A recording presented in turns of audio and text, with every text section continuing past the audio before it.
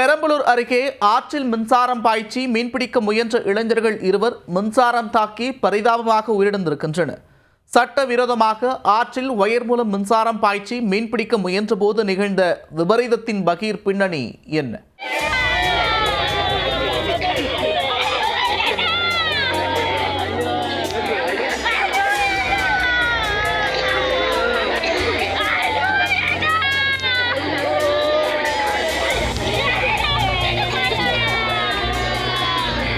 வழக்கத்திற்கு மாறாக ஆபத்தான முறையில் ஆற்றில் மீன்பிடிக்க சென்ற இளைஞர்கள் இருவர் சடலமாக மிதந்து கிடந்ததைக் கண்டு உறவினர்கள் கதறி துடித்த சம்பவம் கண்களை குளமாக்கியது. இரவு நேரத்தில் ஆபத்தை உணராமல் ஆற்றில் இறங்கியவர்களுக்கு நடந்தது என்ன?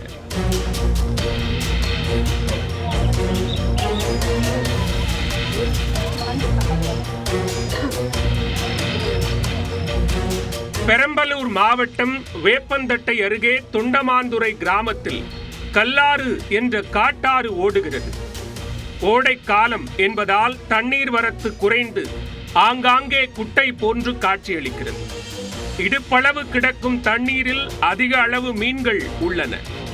இந்த மீன்களை பிடிப்பதற்காக அப்பகுதியைச் சேர்ந்த சிலர் விபரீத முயற்சியில் ஈடுபடுவதாக கூறப்படுகிறது. பாரம்பரிய முறைக்கு மாறாக ஆற்றில் மின்சாரத்தை பாய்ச்சி மீன் பிடிப்பதாக கூறப்படுகிறது. வலைவீசி பிடிப்பதற்கு பதில் தண்ணீரில் மின்சாரத்தை பாய்ச்சினால் மீன்கள் மயக்கமடைந்துவிடும். பின்னர் அவற்றை மொத்தமாக அள்ளிச் செல்வதை சிலர் வழக்கமாக கொண்டுள்ளனர். இந்நிலையில் தொண்டமாந்துறையைச் சேர்ந்த 28 வயதான தினேஷ்குமார் மற்றும் 25 வயதான ரஞ்சித் ஆகிய இருவரும் இரவில் ஆற்றில் மீன்பிடிக்க சென்றுள்ளனர்.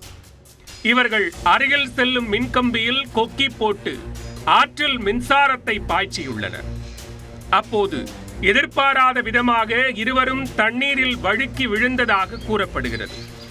அதில் மின்சாரம் தாக்கி இளைஞர்கள் இருவரும் தண்ணீரில் மூழ்கி உயிரிழந்ததாக தெரிகிறது. அதிகாலை வேளையில் அங்கு சென்றவர்கள் தினேஷ்குமார் மற்றும் ரஞ்சித் சடலமாக கிடப்பதைக் கண்டு அதிர்ச்சி அடைந்துள்ளனர். அவர்களின் முகம் மற்றும் உடல்களில் ஆங்காங்கே மீன்கள் கடித்த காயங்களும் இருந்துள்ளன. பின்னர் மீன் பிடிக்கும் போது மின்சாரம் தாக்கி உயிரிழந்ததை உறுதி செய்த ஊர் மக்கள் போலீசாருக்கு தகவல் தெரிவித்தனர்.